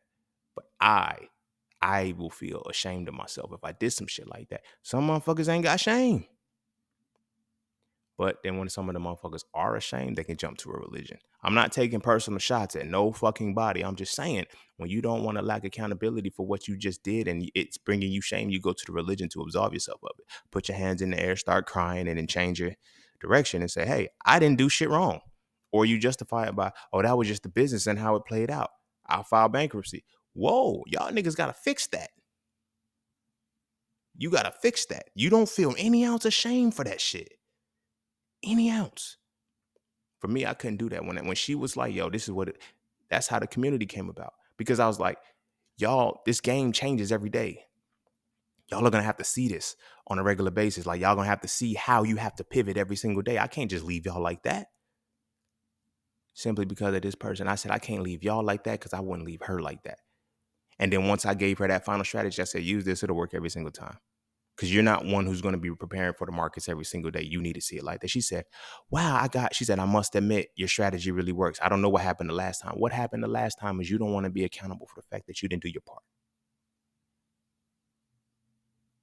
But I couldn't let you walk away like that because I will be ashamed of myself if I did. This is the other side to that. Once you finally uncover shame and you absolve yourself of that shit, now it becomes more evident when you fall into a situation where you could be ashamed of yourself and you know that I can't do this. I'm not going to do this. I'm not going to sit in this space. I know ultimately this shit was about pride and shame, but we talk about pride being for destruction all the time. And we never talk about the creations that come from shame. We never do. You feel me? Tying it back to the social media shit, all of these motherfucking people. I'm looking at you, I'm like, yo, you ashamed of that shit. That's why you have to keep pushing it. You're trying to convince people that you're not ashamed. Really, you're trying to convince yourself. Now that phrase makes so much sense to me now when people are like, you're not trying to convince me, you're trying to convince yourself. And that's absolutely right. You're trying to prove to yourself that you're not ashamed of yourself, as opposed to just doing what's necessary to not be ashamed of yourself. Because you don't know what's necessary to not be ashamed of yourself. Do you know why? Because you internalize that everything that happens to you that is bad is a bad thing. You don't know how this is why I preach. This is why I preach that your purpose is found on the other side of your pain. There's always been a method to my madness. I already knew certain shit, but your purpose is found on the other side of your pain because the very thing that you're ashamed of, that's what hurts you the most. Once that stops hurting you, not when you're numb to it, but once it stops hurting you because you've healed it, you'll find purpose and you'll be like, oh, and then you'll realize what you were ashamed of. You feel me? You don't realize how what your life end up moving into when you're trying to convince yourself that you're not ashamed. You do stupid shit. You do stupid shit to prove points. You last in shit farther than you're supposed to. You feel me? You know what I'm saying? Like going to, like, I used to brag about that shit. Like when I went to college and shit, I loved the way that I changed my attire. I let so much shit that I was ashamed of. I didn't like, it wasn't until I got cheated on that I realized I ran away from myself. And I ran away from the side that I was ashamed of. Cause I felt like it was the hood nigga in me that got me like that. I felt like it was the part that me coming from the hood. I was like, I never just looked at it as, yo, it was a situation that happened. It was the catalyst that the relationship between you and that person brought out. That wasn't supposed to happen. Simple. You made it happen. You faced it. You dealt with it. That's it. But it's like, nah, I had to convince y'all that I'm a good person. Because I started questioning myself. Am I really a good person? I didn't like, damn, am I a bad person on the low? Like what the fuck happened? And again, even in that situation, I cared more for her than I did for myself. Because at the time, I didn't have shame. I wasn't ashamed of what I did. And I wasn't ashamed of what I did because I didn't realize that I did anything wrong. Because all I'm doing is visualizing everything that I'm seeing. Everybody's doing this. My dad and my mom are 4 years apart. You feel me? I used to watch the big homies come pick the girls up from high school that I was trying to holler at. You feel me? I'm in 10th grade and shit, hollering at the seniors and shit that these niggas is picking up. They're coming like, this is how like, man, my niggas ran the city, bro. And it sucks because it's like, you don't know that now. But like, my homies and shit, the big homies, they kind of pick. I said, like, I'm like, yo, hey, I can ride with you? Hell nah, nigga, I ain't picking you up. Who you picking up, nigga? Why you here? You feel what I'm saying? And they picking up man, she was in my third period class, bro. What you doing? You see it all the time, so you don't think anything is wrong with it. That's why shame hits so hard, because the shit that you get shamed for, you never thought anything was wrong for it. When you get in trouble in school, shame is internalized a long time in the Black family. The shit that we do at home, we learned it at home. We just take it to school, and now you know better than to be doing that in public. That's really what we're saying. Because I'm gonna keep doing it at home. You just don't do it outside. You feel me? Rather than, my child shouldn't even be seeing this behavior in order to emulate it. But now when the children emulate, you know better than that. Do they really? You know how much this is something that I've heard in our culture forever. We tell kids, and as I heard it as a kid, heard it to my cousins and me, I was like, maybe. But then as I got older, I just looked and started observing the new generation, talking to the kids and everything. Like, you didn't teach them. When did you? They know better. When did you teach them? Sit with that. Like, when did you sit down and say, this particular thing is wrong? Because you can tell a child not to touch a hot stove. Why? Because it's hot and it'll burn you. They'll not touch that hot stove. But if they're constantly touching the hot stove, they don't know. You never told them it was going to burn them. You never told them it was going to hot. You never told them what was. Now you got to learn the hard way. You just beat them. We beat our babies and we never teach our babies. And because we never teach our babies, we send them back out for what we beat them for, and they go do it again. Because the root is still there. I don't know why I did what I did. Now I did it, but I do know that I've seen you do it. I've seen somebody around me do it. So I thought it was okay. You know why? Because you didn't stop them. You didn't whoop them. You didn't check them. But you checked the child. So now the child starts to develop that level of shame, and that translates to the hatred. You know how many of my homies and shit, we grew up in school like, this is why we got to be so fly. You feel me? I just so happen to be one of those motherfuckers who, like, growing up in poverty and shit, like, my mom, she valued clean clothes over new clothes. Some of my homies and shit, and some of the people that I went to school with had the flyest shit, but it was dirty because they couldn't wash it, because they didn't want it to fade. They didn't want it to lose the origin of which was. If you don't wash that shit, my mom was never like that. My mom was like, the fuck, and because of that, I didn't care if my jeans was faded, because I'm like, they clean, nigga. The fuck? Your shit got ketchup stains on it from last week that you didn't clean off. What do you mean? I'm fly though. No, you're not. You're dirty, nigga. You're dirty in the vibrant color. That's all. That's all. You feel what I'm saying? But again, that's shame. That's shame. Think about think about that reality. You're ashamed of where you're so ashamed of yourself. You're so ashamed of your circumstances that you won't even clean your clothes properly. For the sake of revealing what your circumstances are. You feel what I'm saying? And then because of the shame, we do reckless shit. I know this woman, she was telling me a story about how she had a pair of black Air Force Ones and shit that she, they were old and she was still wearing them, but whatever. And somebody was joking on her Air Force Ones and shit. And she was like, I don't get it. And then he was like, oh, them shits, oh, they this, that, and the third. But she said, like, later on in that class, in the conversation, he was like, yeah, man, I wondered the food stamps gonna hit today. She said, so wait a minute. And she was with it. Like her mouth was, man, she was violent with the shit. But again, it's some deep rooted shit with that. But you know what I'm saying? She said, so let me get this straight. You're joking on my Air Force Ones and you on food stamps? Just because it's just like, it don't make sense. She said, yeah, my Air Force Ones are old, but I live in a community in which we don't use food stamps. My refrigerator is always full. You're talking about yours being fresh and you have food stamps. Dude cussed her out. Shame is a motherfucker. Now, shame will have you doing destructive shit so you can try to take it away from yourself and say, oh, I'm fly, I'm this, that, and the third. But it's the shell. This is why we decorate our shell so much.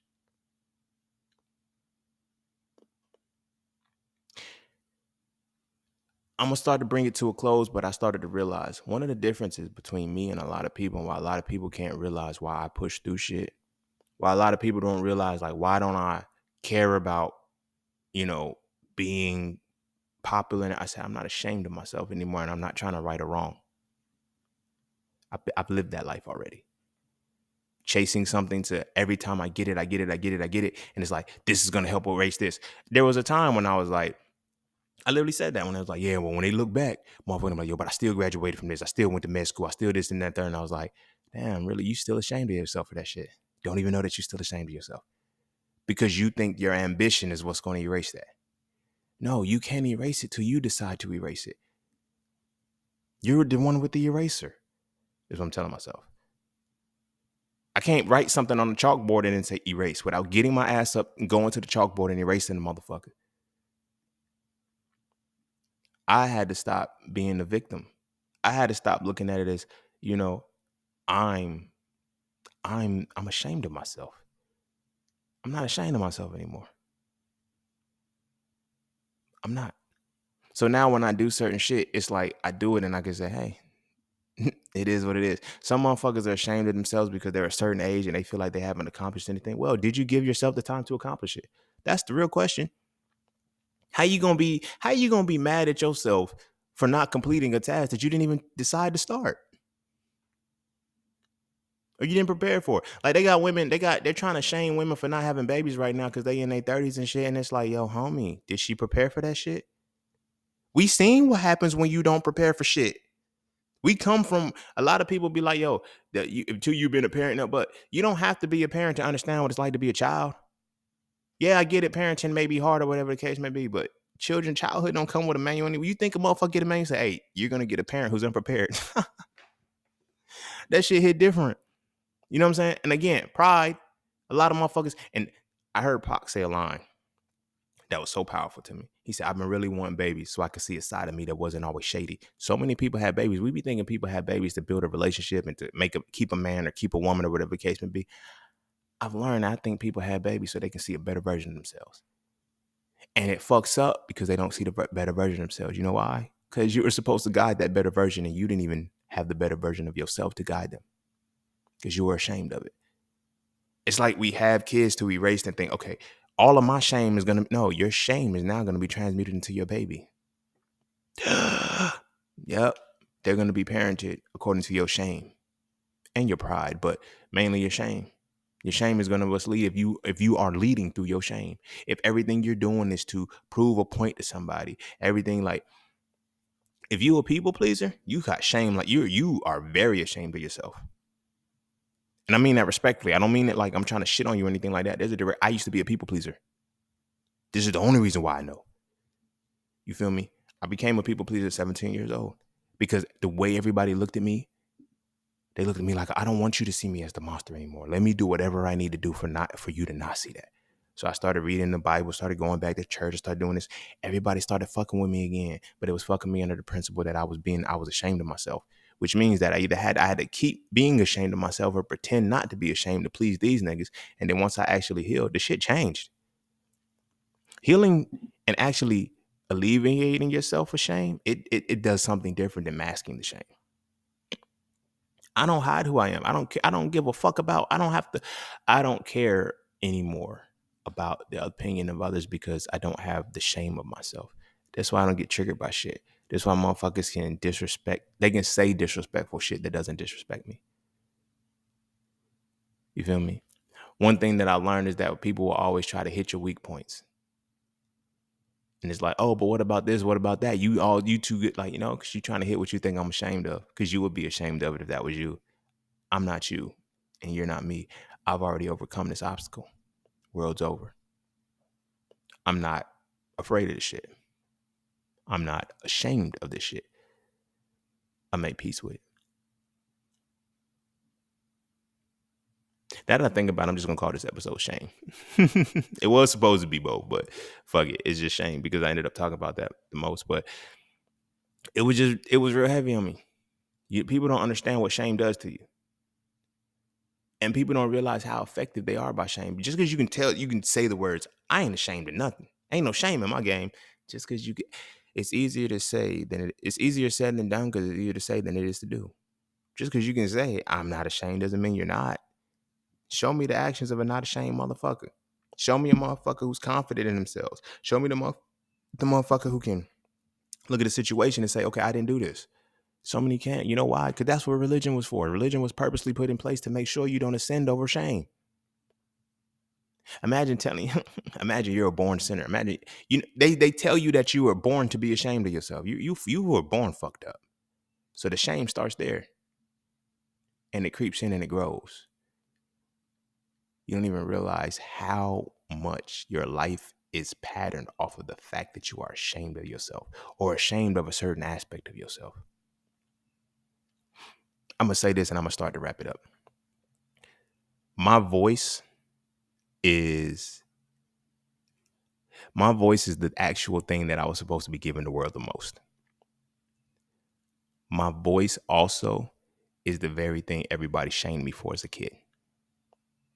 My siblings, in school, like the way in which I spoke, everybody laughed at it. Why you talk so proper? Why? I ain't gonna hold you. My brother and my sister, they call my mama ma, everything. I call my mom mother for like a good 6 years. I mean, this is from birth up until 6, up until it got annoying for them to keep laughing at me. Because I was like, mother, why does this happen? Mother, because you're my mother. But they shamed me for it. Then I started mom, and all that shit. Now, granted, that was small shame, but still, they were shaming even deeper than that. It wasn't just for the mother. It was for the way in which I spoke. Spoke like a fucking poet from the medieval times and shit. Mother. It's like that's how she would say it. And she would telling me the story. She'd be like, whenever you deep in thought, she'll look at something, she'd be like, mother. And she said, I know you about to ask me something philosophical or something. You know what I'm saying? But then it got to a point where they kept laughing at it over and over and over again. Made me stop talking like that. But then they started to pick on my voice. They started to pick on the inflections of how I use. Like they used to call like my siblings and shit. They used to call me Squawk, right? Because when they call me Squawk, it's like when you're the youngest, you got to fight for your position. So at the time when we would talk, I have to yell and talk over them. But I was at a point where I was transitioning into puberty and shit, right? So my voice would break. Motherfuckers are assholes, bro. But my voice would break. So they would call me Squawk.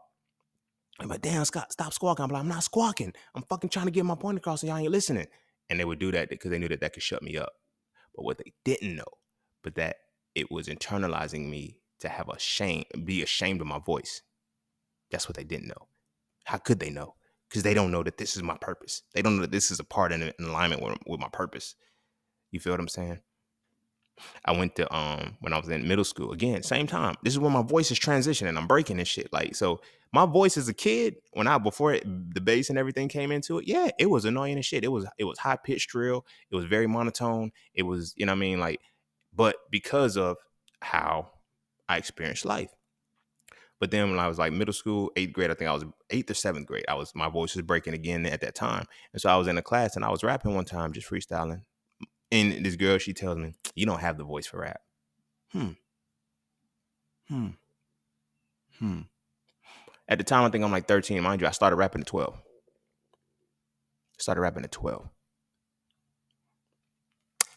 Yeah. So I was like, hey, I guess I don't got the voice for it. I don't got the voice for it. Until I was 15. And one of my homies said, bro, yo, you can flow. Let's rap. And we just started rapping and it went from there. You know what I'm saying? But what I'm saying is, I'm saying that to say this. I was made to feel ashamed of my voice. But my voice is the number one thing I'm supposed to be giving. A lot of us are ashamed for the very thing that we're supposed to be giving, right? But we don't know that we're ashamed. And because we don't know that we're ashamed, everything that we're doing, everything that we do is going to take us deeper away from that very thing. You feel me? As a person who uses his voice, it would be wise to keep my voice healthy, right? When I look at the situations that I have been in and the situation, like it ultimately, like that ashamed part of my voice, it led me to sabotage my voice. Smoking, you know, man, I smoked for a lot. Like I think I started smoking. I started smoking at 12 years old, bro. Well, I smoked weed for the first time at 11, but I think I started smoking at 12 for sure. I remember it because I hit a cigarette for the first time and it closed my vocal cords. Almost died. It scared the fuck out of me. Like, soon as my homie was like, you got to hit it like this. You got to puff and go so that way it go down. When I hit it, I was like, he was like, breathe. I said, I can't. My whole vocal cord. I mean, not my vocal, my esophagus shut.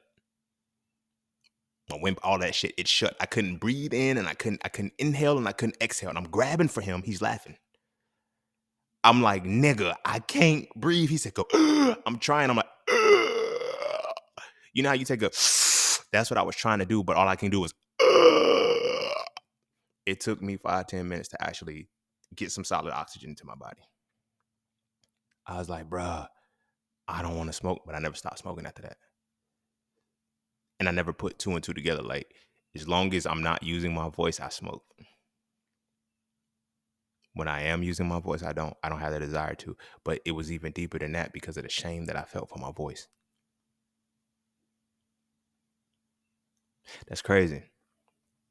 That's crazy because the very thing that shames you the most might be your gift. It might be the very shit that is required for you to give into the world. And because you're ashamed of it, you don't think you're supposed to be using it. You feel what I'm saying? And I use that example of, my voice. Those are just small things because it was reinforced. The moment something like when shame starts to happen, you get reinforced over and over and over again. You know what I mean? But then, like I said, when your personal identity becomes rooted in shame, you're gonna do hateful shit. And I don't mean hateful shit as if you're just an evil person. No, hateful and shit is that you do shit for the detriment of your life. You just do shit for detriment, and you can have the intention to be doing good, but it leads to detriment anyway. You ever realize that? The rebounding of a relationship is shame.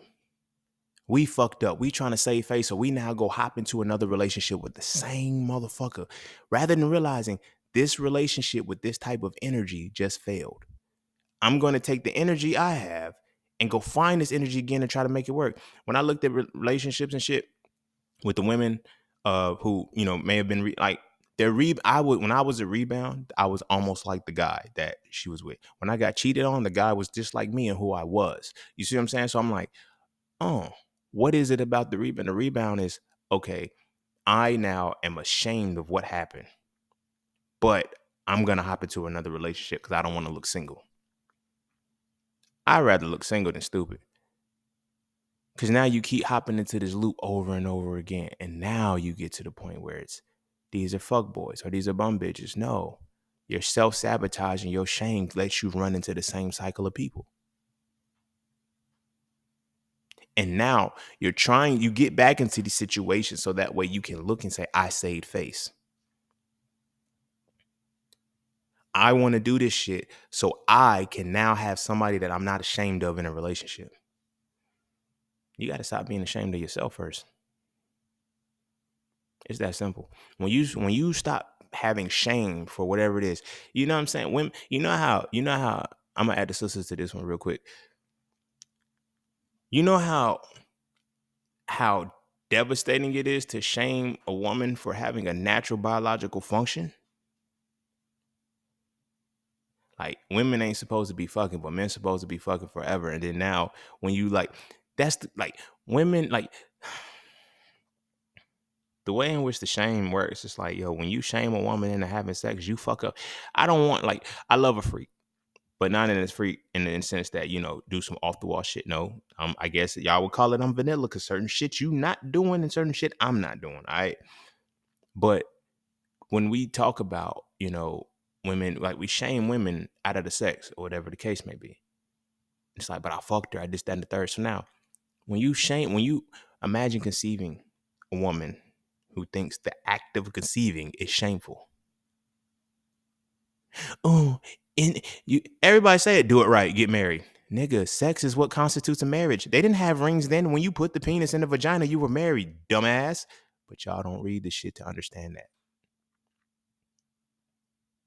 It's not the ring. It's not the dowry that makes the wedding happen. It's the penetration of the penis into the vagina. That's why she needed to be a virgin, because it's like, I need to know that I'm the first one in it. But again, we fast forward, now we in a space where any woman who's not married, who's, oh, you don't have a ring, you this, that, and the third, and now you feel ashamed.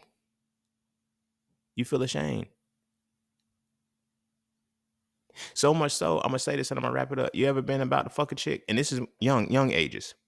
You know what I'm saying? Y'all go together. That's your girlfriend. Y'all vibe. Y'all go to the movies and shit. Y'all hang out. Y'all parents know each other. But when it's time to have sex, she puts her hands over her face as you take her clothes off. If that's not a telltale sign of being ashamed, I don't know what is.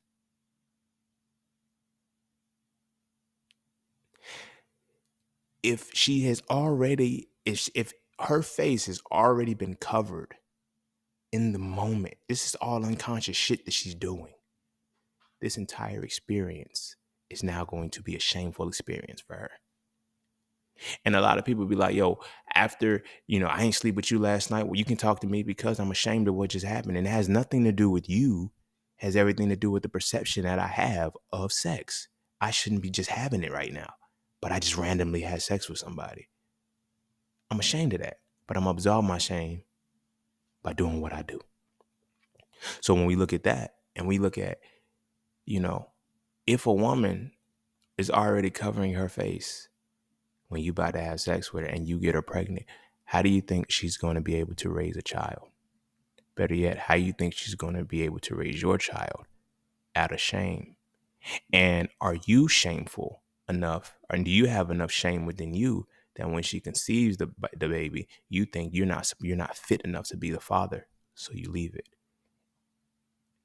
And that shame of whether you were worthy or not makes you inevitably the deadbeat, creating from the point of shame leading to detriment.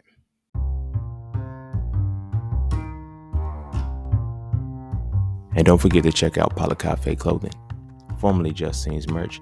Get all of your intricate designs crafted specifically for the melanated being to develop a positive imagery within self and to have a little bit of fun in the process. From the peace, love, knowledge, and freedom to the dead horses and water designs, all the styles are crafted for the imagery to make you feel as you're supposed to feel.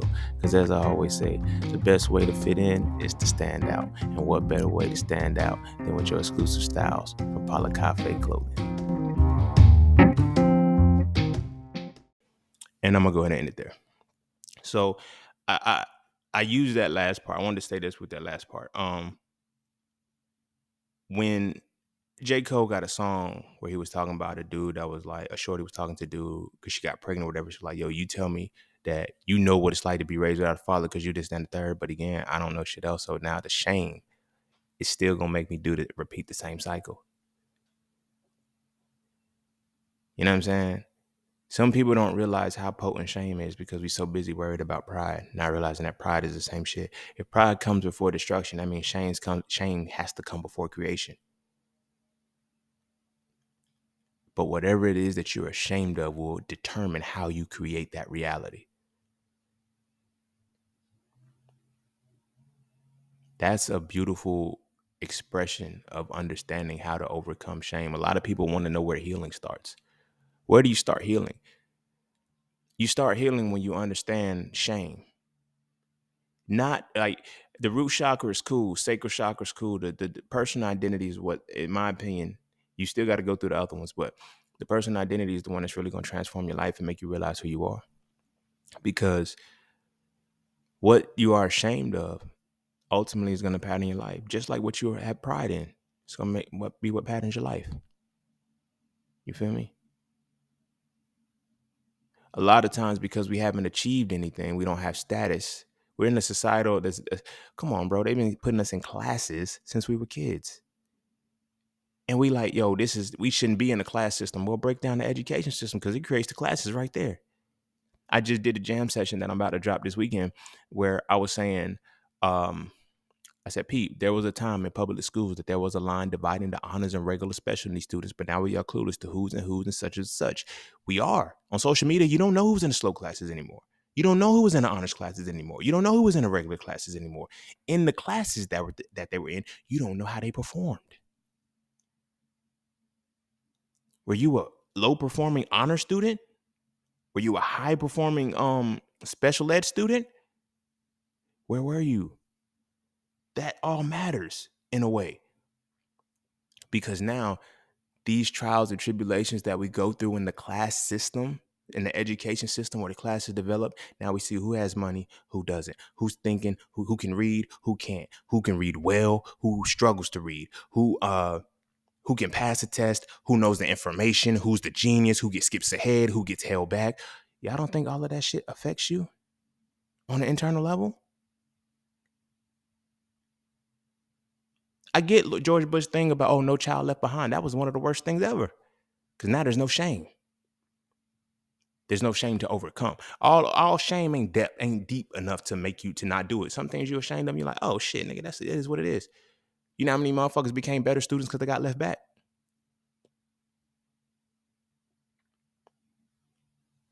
I know a woman. I didn't even know she got left back because I didn't meet her till high school. But she posted one of her elementary school pictures, and I was like, wait a minute, you was in that?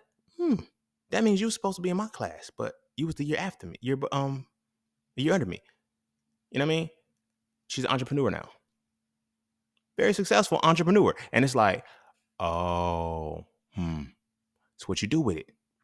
But you got to realize, I'm not saying she was ashamed that she got let back or whatever the case may be, but I'm showing how the class system starts there. And then what you have and what you don't have. And that's what creates the shame or not, based off what you don't. And most people don't have, but they act like they do. See what I'm saying? So now when you send your kids to school under the premise that, okay, the kids don't know what the fuck they're getting sent to school with.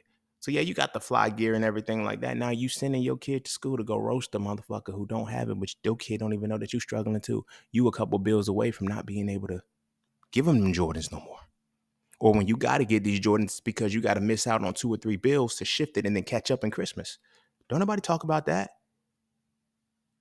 Don't nobody talk about the shame that you have to carry with that. Don't nobody talk about the shame that comes with fucking poverty.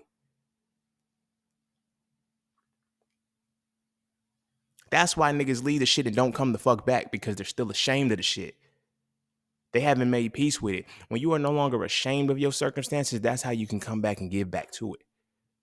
When you're still ashamed of it, you still gonna criticize it, you still gonna shit on it, but yet you cannot detach from it because you need it to survive. Poverty is painful because it promotes shame. You're ashamed of your circumstance. You're ashamed of your existence. You're ashamed of everything because you can't do anything. But now, rather than fixing that shame, you go to the liquor stores, you go to all of these things. Why do you think all of that is on the corners, bro? Liquor stores and churches are the number one things in the communities. Why? Because we know what your shame is going to lead you to. Either the bottle or the church. When I look at my family, when I look at my bloodlines, the 2 bloodlines that I was designed to merge and create and help either break, build, or whatever I'm supposed to be doing with them. My dad's side of the family, most of them are alcoholics, but they don't go to church. My mom's side of the family don't drink, but they only go to church. All of them share a similar thing when I listen to their stories, when they talk about the theme, shame from poverty. I just want to get out. I just want to get out. I just got to get out. Imagine wanting to get out something all your life. That means you're trapped in it. The desire and the longing to get out means that you're trapped. You see what I'm saying? Now, when we look at our cultures, go back to slavery. How did you deal with slavery? Either church or alcohol. Low-key, you're ashamed. There's a different level of shame that happens. Demoralization, emasculation, that's a different level of shame that embeds into it. Now, imagine when shame becomes the culture. When the shame becomes the culture, you can make the culture fight to be civil.